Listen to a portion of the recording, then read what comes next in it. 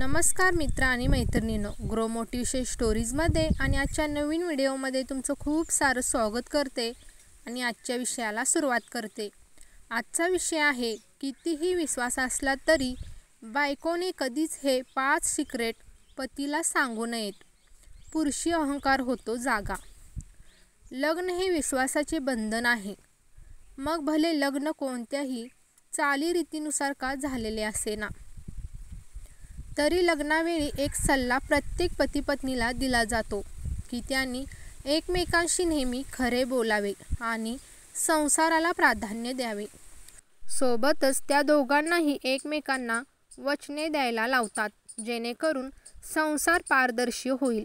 पण खरंच प्रत्येक बाबतीत हे लागू होऊ शकते का? तुम्हाला विश्वास बसणार नाही, पण अशा काही गोष्टी असतात ज्या पत्नीने आपल्या पतीपासून लपवून ठेवलेल्या उत्तम असतात। वैवाहिक जीवन सुखी होण्यासाठी आणि दीर्घकाळ चालण्यासाठी पती-पत्नीने काही गोष्टी केवळ स्वतःच्या मनातच गुपित म्हणून ठेवल्या पाहिजेत।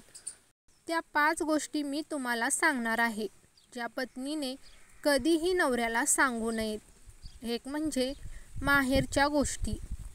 संसार सुरू होताच एक स्त्री तिच्या जोडीदारावर खूप विश्वास ठेवू लागते।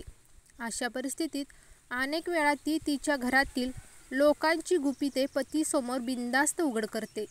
पण मुळात असे करू नये, कारण यावरून पतीला समजते की तुम्ही कोणतेही सिक्रेट लपवून ठेवू शकत नाही, ज्यामुळे तो स्वतःच त्याच्या मनातील गोष्टी तुम्हाला सांगण्यास कचरतो।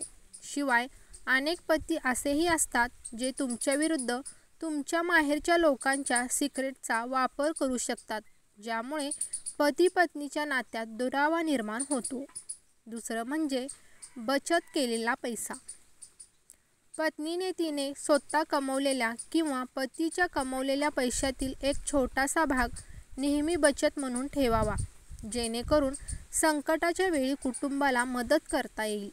अशा परिस्थितीत नवऱ्यालाही या बचतीची जाणीव नसावी हे ध्यानात ठेवणे आवश्यक आहे, कारण पतीला याची माहिती मिळाल्यास तो या पैशाचा वापर कोणत्याही किरकोळ कामासाठी करू शकतो।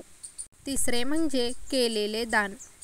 वेदांमध्ये असे लिहिले आहे की एका हाताने केलेल्या दानाची गोष्ट दुसऱ्या हाताला कळू नये, तरच त्याचा लाभ होतो।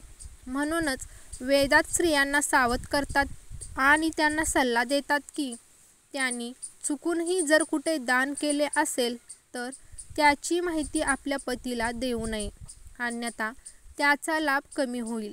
यासोबतच पती-पत्नीमध्ये खर्चाबाबतही भांडण होऊ शकते, ज्यामुळे दानाचे महत्त्व पूर्णपणे नष्ट होते।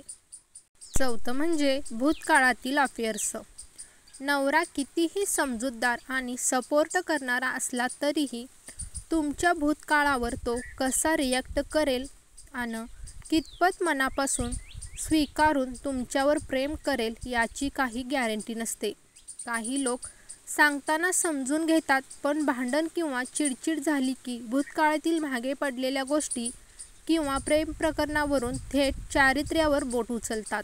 अर्थात वर्तमानात प्रामाणिक असलेल्या कोणत्याच पत्नीला हे सहन होणार नाही आणि यातून नात्याचा अंत होऊ शकतो। म्हणून कितीही वाटलं तरी पास्ट अफेअर्सबाबत नवऱ्याला न सांगणंच उत्तम। पाचवं म्हणजे मनातील जळकेपणा। हल्लीचे जग स्मार्टफोन आणि मॉडर्न नात्यांचे आहे। हल्ली लग्न झालेली आणि न झालेली सर्वच मुलं-मुली खुलेआम मैत्रीच्या नावाखाली चॅटिंग, गळाभेट अशा गोष्टी करतात। पण जोवर पार्टनरला याची मर्यादा माहीत आहे, तोपर्यंत त्याच्यावर घेतलेला संशय हा आपल्या मनातील जळकेपणा आहे। हेच सत्य असतं।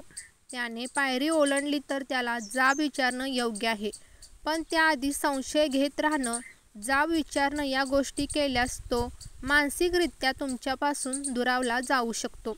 त्यामुळे तो मुलींशी बोलतो याच्याशी तुम्हाला प्रॉब्लेम आहे हे त्याला कधीच सांगू नका। तर ही होती महत्त्वपूर्ण माहिती। तुम्हाला कशी वाटली ते नक्की सांगा। आवडली असेल तर लाईक करा, जास्तीत जास्त शेअर करा आणि महत्त्वाचं म्हणजे चॅनलवर नवीन असाल तर चॅनलला सबस्क्राईब करायला विसरू नका। धन्यवाद।